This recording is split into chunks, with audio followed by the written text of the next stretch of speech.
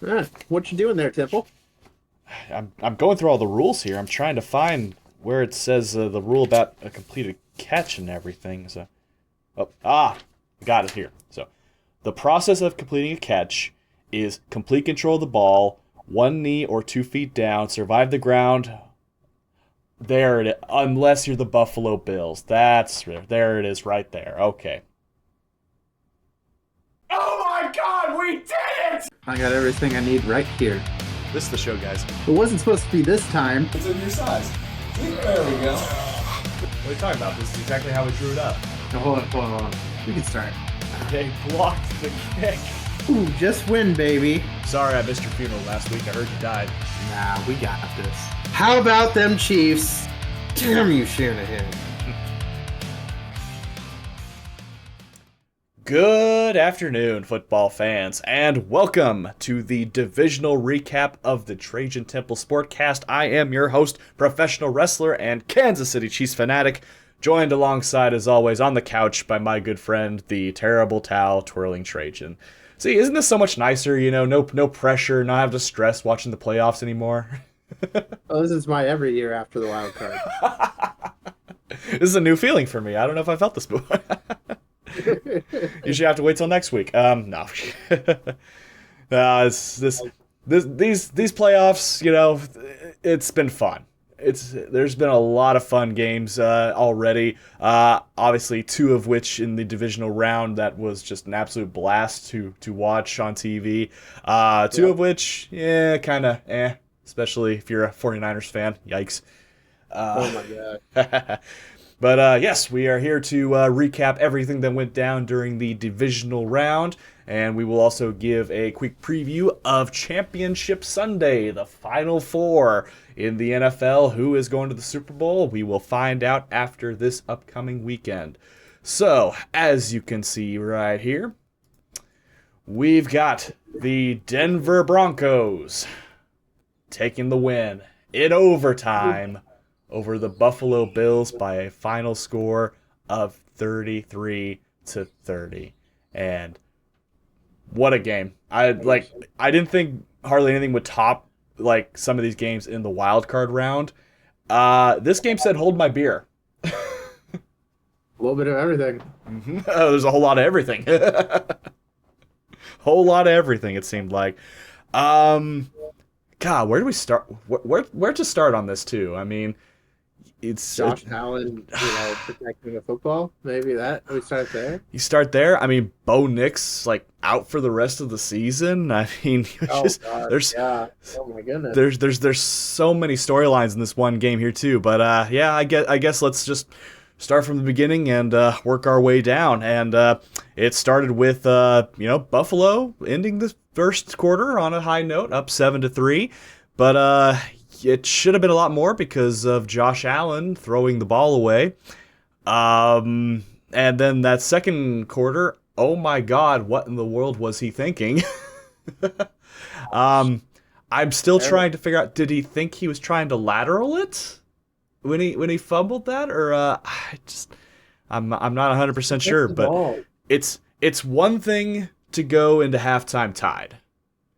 It's another thing to give up 10 points in a matter of, literal seconds. Yeah. It's just crazy. Just unbelievable. So you're down 10 going into halftime. Me watching that, I'm thinking, okay, this is going to be, I'm thinking in my head here, even though I picked Denver, I'm thinking in my head, okay, Josh Allen, this is where he's going to shine the most, and he's going to step up, and he's going to lead this team back. And, it took a minute, but eventually they did after an arm punt and letting Denver control the pace of the game for most of the third quarter. But, okay, so you're down within 6, and Buffalo goes down the field eventually and gets a touchdown. And I'm thinking to myself here, so they're up by, they get a touchdown, they're up by 8. Yeah.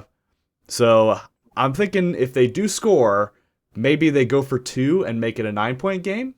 Or excuse me, they're up by 1. I apologize. They're up by 1. I think if they go down the field and they score, do they go for 2 and then put it a 2-possession game?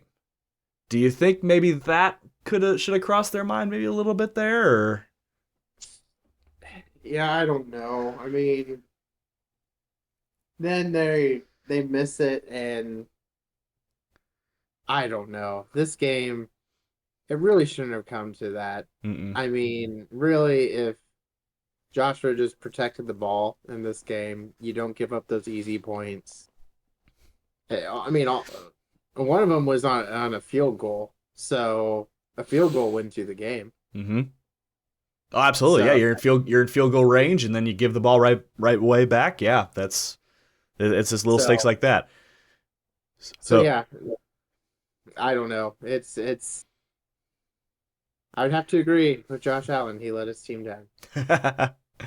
No, what are you talking about? It's all the refs' fault. This game was totally rigged against Buffalo, you know?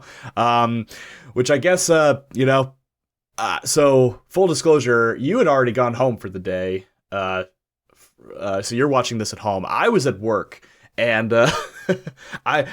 when they kicked the game tying field goal, like right at the very end, I hustled out to close the gates really quick. So I go back and watch the first little bit, and I watched the rest on my phone, like when I got home and everything too. So, I guess we'd be remiss to talk about the controversial non-catch interception. So, man, I've gone back and forth on this a couple times because here's the big reason why. Because last year in the AFC Championship game, there was a certain catch by Xavier Worthy that was ruled a catch and not. I think Buffalo could have intercepted it, but I think it might have hit the ground or something like that too. But it sure looked like Brandon Cooks had more possession than Xavier Worthy did last year. Just like I said, I'm trying to be as impartial about this as possible. Like, and this is coming from a Chiefs fan, believe me.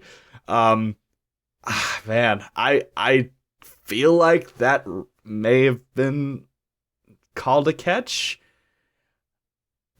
Yeah. See, looking at it though, I mean, he has it. Mm-hmm. He's touched.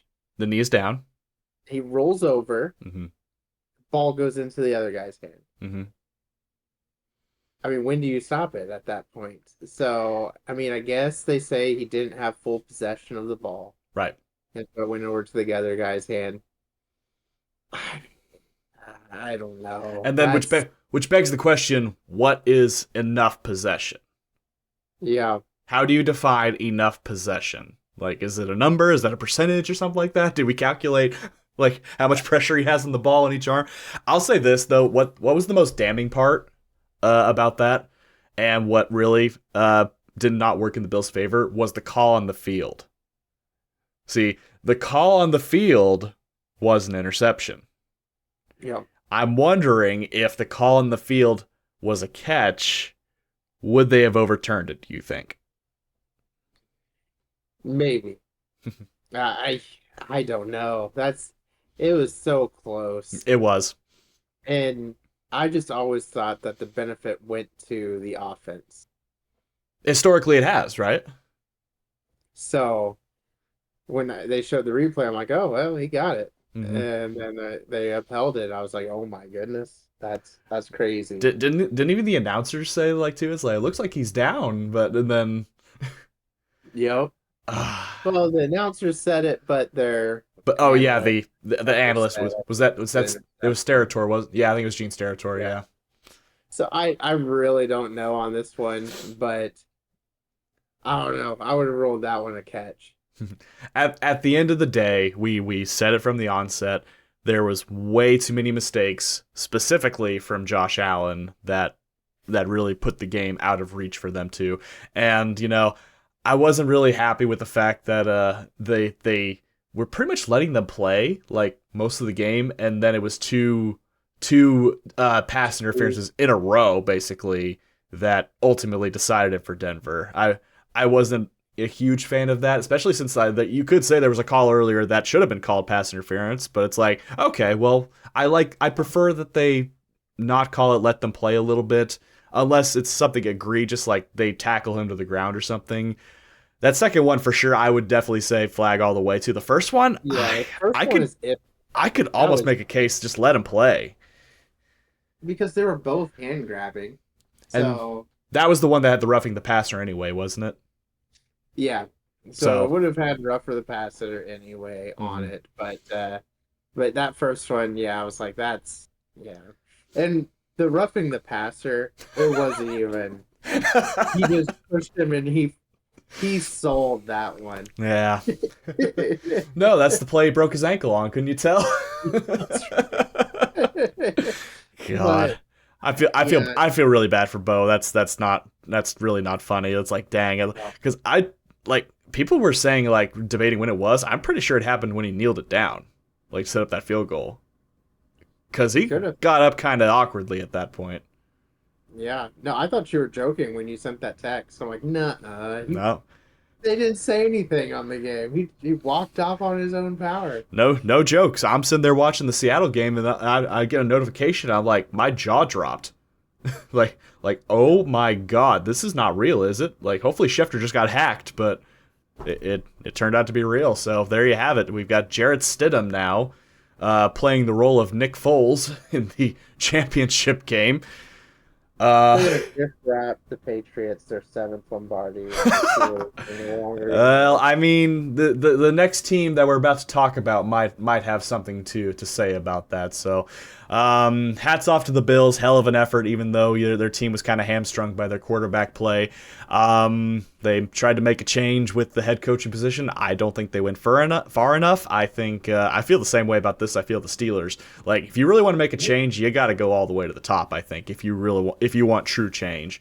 So, but. Yep. We'll see how it goes, see how their head coach search continues. Maybe we'll have an update next week.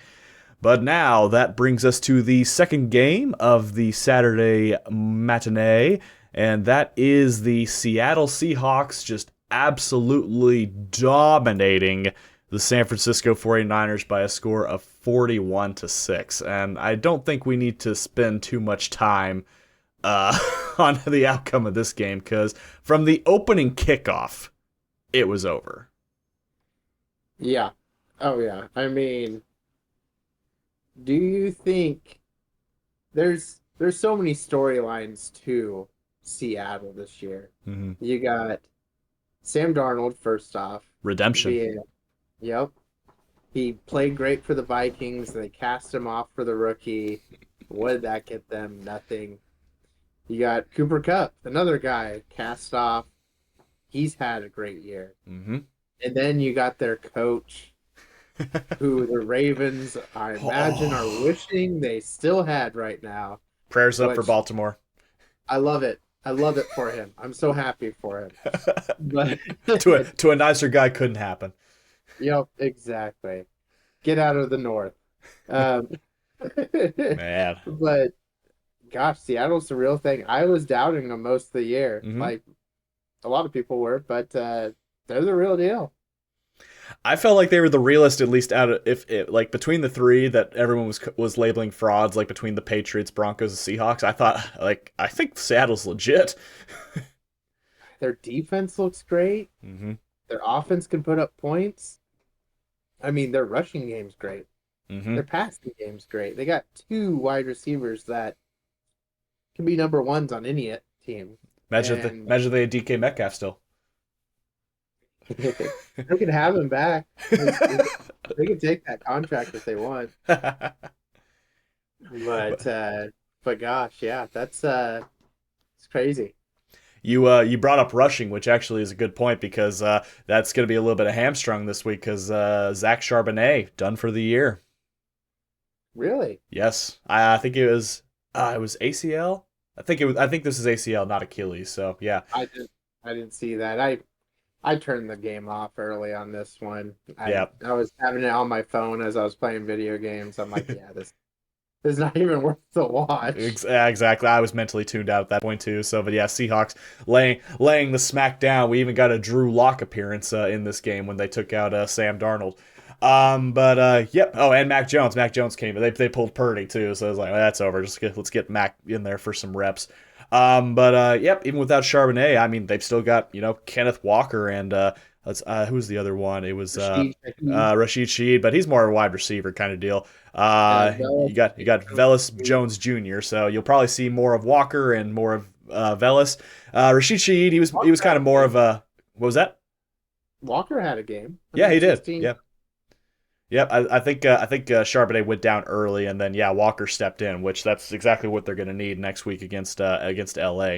But yep, Seattle Seahawks punched their ticket. It'll be a home game back at Seattle for the NFC Championship game, which we will now lead to the other AFC contenders game, which was the Houston Texans going to Foxborough and laying an absolute egg, basically. I mean, I think C.J. Stroud followed too much in the footsteps of Josh Allen there and said, like, how can I perform worse than at least Josh Allen got his team back in the game. C.J. Stroud was just off all day long. You saw the stat that he could literally spike the ball and still have a better passer rating than what he gave that game. Mm-hmm. Yeah, they need to do an investigation on his gambling habits. Did he have money on this game? Because holy cow. That was awful. Awful. I mean, there was one that wasn't his fault on the interception, but the whole game he was throwing behind players. I fell asleep to it. To be honest. But why couldn't we do that? I mean, you did. He gifted you 3 turnovers. He gave us and we did nothing on him. To New England's credit, they capitalized on it. Drake May put it up there. I mean, Kayshon Boutte had an amazing catch. I don't know if you saw it. What a game he had. I mean, yeah, you would expect that from like a Hunter Henry or Stephon Diggs, but yeah, Kayshon Boutte, what a coming out game for him. And Stephon Diggs, did you see his touchdown catch? I did see that too, yep. Of course, you expect that from him. You expect it from him, but he hasn't been that elite player for a couple seasons now. Fair. So, I mean, hats off to New England. They built another team again. Yay. I hate it here. Alrighty, which now brings us to the final game of the divisional round weekend, which was, hey, you can't knock it. It was a lot of fun to watch too. The LA Rams in overtime take down the Chicago Bears, and with that completes my perfect 4-0 prediction of the divisional round. So I think we'll still make our picks for the championship game in the Super Bowl. But yay me, I guess. I just hit gold in this round apparently. I mean, Buffalo should have had it at least for me. Absolutely. Oh, Chicago had a chance too. We'll talk about why they didn't here in a moment, but yep. I mean, it started out very sketchy the game started out with a perfect drive. Yep. Until they got into the red zone. You can make the argument they should have just took the guaranteed points, but it was very windy at that point too. Mm-hmm. Right? It was swirling on the field, so it wasn't a give me. You can take the Ben Johnson out of Detroit, but you can't take the Detroit out of Ben Johnson. He's been Campbellized. Yep. Yeah. Like, I'm looking at these QB stats and I'm just flabbergasted. You got Matt Stafford, no touchdowns, no interceptions, and he was sacked 4 times in this game. And then you got Caleb Williams for 2 touchdowns, 3 interceptions. He wasn't sacked once, and he threw what I think is probably the throw and catch of the playoffs easily. Like, drops back, goes 25 yards behind the line of scrimmage, throws up a prayer, and Cole Kmet with the touchdown that sends us to overtime. I mean, what a way to conclude the divisional round. Yeah, I mean, Chicago, they made it interesting. I think the best part of this whole thing for Chicago is it makes it a place where free agents actually want to come. Mm-hmm. And people actually want to play for now, because you get those losing teams after a while, they're like, I'm just going there for a paycheck. You could be going there to Chicago to actually be contenders. And that's a big thing. That'll be the interesting part this next season is like, will Ben Johnson and Caleb Williams be able to continue that magic that they had this year? You see it sometimes. You see a team go on a magical run, and you think, okay, now they have expectations. Will they continue that? Will they live up to them, or will they fall apart? That'll be the interesting part. Probably probably should move on from DJ Moore if I'm honest here too. So A lot of cap space just for a few catches. Exactly, for sure. So, but yep, hats off to the LA Rams. They were the only team that was not at home to get a victory this week, which leads us to the first championship game, that being the AFC Championship game. We've got the New England Patriots, who are, by the way, perfect on the road, a perfect 8-0, taking on the Denver Broncos, who, as we mentioned, are going to be without Bo Nix. It sounds like it'll be Jarrett Stidham making the start, but I mean, the story really isn't the quarterbacks for either of these teams. It's going to be the defense is going to be coming front and center in this game, I'd say. I heard Tom Brady's unretiring for this game. I think the Raiders will allow that. I mean, it'd be hilarious. It would be funny. It would be funny. They hired the Broncos got Ben DiNucci back. Oh my god. He'll be their third string quarterback, but still, I thought you'd get a kick out of that. So imagine a QB depth chart of Jarrett Stidham, Sam Ehlinger, and Ben DiNucci. Ben DiNucci. Yep. Oh. Alrighty. Well, the matchup predictor, as according to ESPN Analytics, have the Patriots with a 58.7% chance of winning. I think I'm gonna have to give it to them on that. I think having the quarterback that has led you this far too, and he's paper schedule, thin schedule or not, he's playing to win, and he wins. He plays to win. So let me try that again. He's here to play, and he plays to win. Was that better? That was better. I think the inexperience with Stidham is going to, especially in a high pressure environment like this. I mean, this is like right before the Super Bowl, and you're being thrown into the fire immediately. We've seen someone do that here recently, Nick Foles, but that's a pretty tall task to ask of someone.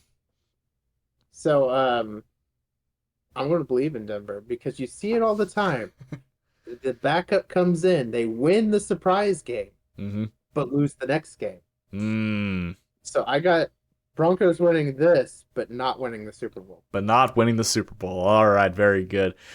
All right, which then brings us to the NFC Championship game, which is a division rivalry game. We've got, can you look this up really quick? We've got the Rams and Seahawks. What is the current, did they split? Did Seattle go 2-0 against them? I'm kind of curious here. I think I want to say Seattle went 2-0, but. So, let's see, Seattle, they split it. They split it. So this is the rubber match at 5:30 on Fox. The Rams going to Lumen Field to take on the Seahawks. You've got the old guard of Matt Stafford versus Sam Darnold. Oh, man. I'm looking forward to this one. It was tight each time. Combined, it was a difference of 3 points. Oh, my God. So 21-19 with the Rams winning that one. They lost 38-37 the next one. So we've had a defensive match, and we've had a full-on, like, gun show. Oh, man. So this might be a really, really good. So this could be either way, honestly. Good Lord. Man. You know what? I've believed in him all season long. I'm going Seattle. I'm thinking Sam Darnold takes the distance, the ultimate redemption story. Stafford's already had his redemption story. He's got his ring too. Like Seattle, let's freaking go. And especially if it does end up being Seattle versus, honestly, either way, Seattle versus Denver or Seattle versus New England. I think New England would be more fun, especially for the for the storyline of what happened 11 years ago. Yep. Well, I'm sealing the fate of the Rams by picking the Rams. But just imagine the Rams win, the Patriots win, and you have what started the Brady era matchup. Rams versus the Patriots. And what ended? Because that was his last Super Bowl win with the Patriots was against the Rams. I forgot about that. Yeah. It was the most boring game ever, but it was still... Yeah. That was like the worst Super Bowl ever. It was 13-3. It was so boring. Do something. Exactly. Exactly. It's like, you both suck. You don't belong here. But, yeah. I don't know. That'd be an interesting one. Absolutely. Oh, man. So, yeah. I cannot... like I said, I'm more emotionally invested in the NFC game, which is weird to say. Like, you'd think I'd be more into seeing, like, a division rival of mine, of my team, lose. Like, I'd be more invested into that. But it's like a division rivalry, like, in the championship game, like, that's just a lot of fun. I would be more excited if it was Bo Nix versus the Patriots. Because then you could get all the storylines, Brady versus Manning battling back in the day. These are the new guard coming in. This just doesn't... The Patriots should walk all over them, and if they don't, shame on them. The best narrative would have been, it's like, okay, so the two frauds made it to the championship game, so who's less of a fraud? Like, well, clearly they're not frauds because they made it here, so... They made it. Yep, so... Unfortunately, yep, you're right. But we beat the Patriots. You have beat the Patriots. Game, so... That is true. You want a fun fact? What's that? The past 17 AFC Championship games have included the Chiefs, the Patriots, and the New York Jets. Shut up. There's your fun fact of the week. I hate it here. I'm gonna die. Well, you're wearing green. You're obviously a big supporter of the franchise. I do like a good butt fumble. And an Uber stabbing. Exactly. Good God. All right. Well, let's see who butt fumbles their way out of the Super Bowl next week. We're excited to see. Let us know down below your predictions. Who do you think is going to represent the AFC? Who do you think is going to represent the NFC? We'd love to hear from you down below. But any final thoughts before we wrap things up this week, Trajan? Oh, I mean, it's... should be a good one. Should be a good slate of games. Defensive struggle, maybe an offensive battle the next one. This is what it all came down to. Just wish our teams were in it. Absolutely. Yep, I'm glad Seattle and LA is the second game because that is clearly by and far the main event of this upcoming weekend. So it's going to be a lot of fun. Alrighty, well, let us know down below what you guys think, and thank you everybody so much for watching. Click like if you enjoyed the video, click subscribe if you really liked it, tell all of your friends. We've only got a couple more weeks of football left. Let's enjoy it. This is Temple and Trajan, signing off.